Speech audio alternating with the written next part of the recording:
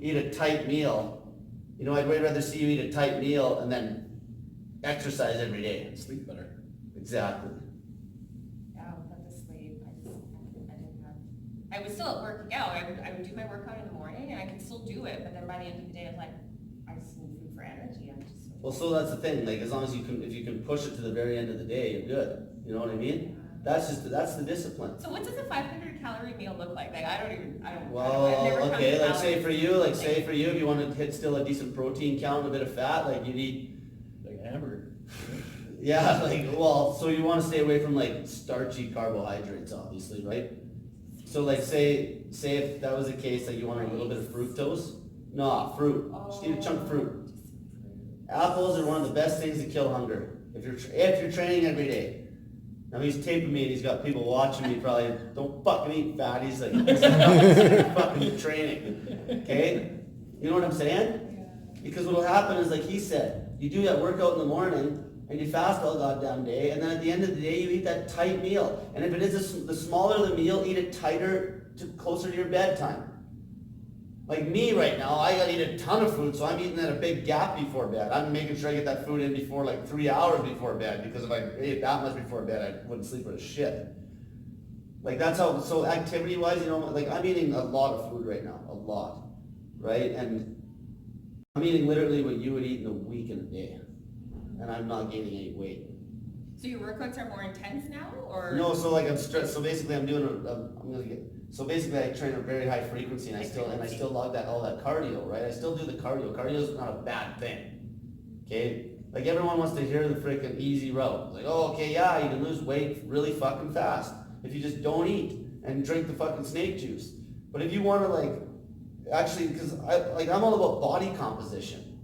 Okay? I don't want fucking people to just be losing the weight and then get lean and then not actually better themselves and take that next step to do something. Some sort of activity, you know, even you know, like you don't have to go to the gym, but do something, like every day. Like I don't know how active your day is at work. It is. Okay, so that's a good, see, he's already got high activity levels. There's gonna be people that got jobs they don't need to do shit.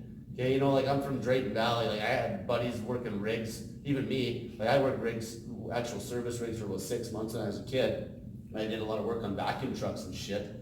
And like those guys, you just don't need to fucking, you know, there's no fat rig workers. There's no fat service rig workers. These guys are logging so much overall volume and exercise on the week. Like my buddy, I remember when I was younger, he's like, basically it's like going to the gym every day, all day long though. But it's stretched out, so they'll have some intense times when they're maybe spinning rods or something like that, putting like running pipe down hole, or pulling pipe, like tripping pipe. But then they'll stroke the dog for a couple hours. They might get some downtime. So it's kind of these ups and downs, and that's what happens when you work a real goddamn job, right? When you're working, like even an electrician, or me, I used to do instrumentation, like construction work when I first started doing instrument work. So yeah, exactly. So I've done shit like that he does too. Like you know what I mean? Like he's chopping pipe and making all sorts of towers. 20,000 steps a day. Yeah, exactly. So what's your eating? Like what are you doing? This week? Yeah, well, No. what are you trying to do? Usually, I'll go every 24, 48 hours throughout the week.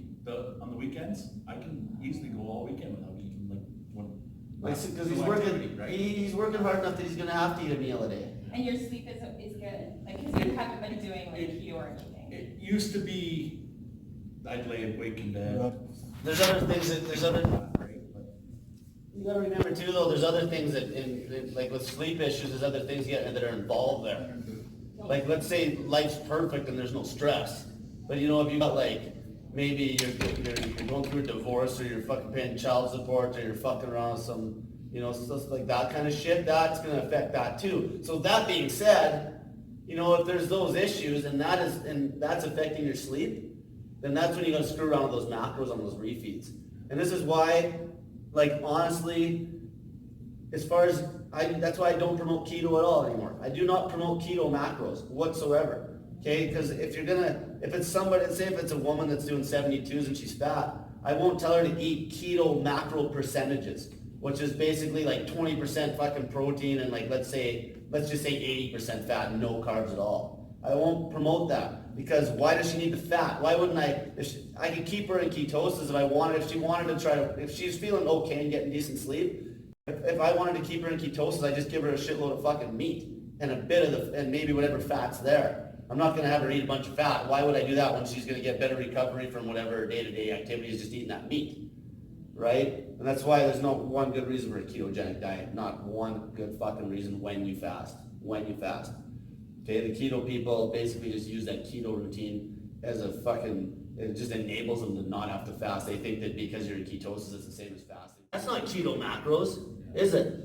Is it chicken breast keto macros? Like on its own, in my hand. No, there's no fat. Exactly. But now if you're in ketosis, let's like say you were doing like 72-hour fast and you're in deep ketosis and you ate that whole chicken breast, is it gonna kick you out of ketosis?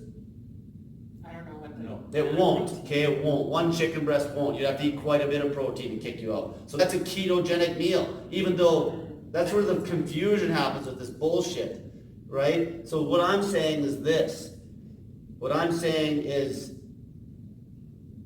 when you are fasting and you got your fucking eating addiction under control, even if it's not completely under control, if you ate just like a little bit of fruit the night before, if that's what it takes to put you to sleep, that is 20,000 times healthier, not just better, healthier than trying to eat keto. Because if you're losing sleep, sleep is fucking number one, period. Sleep is number one.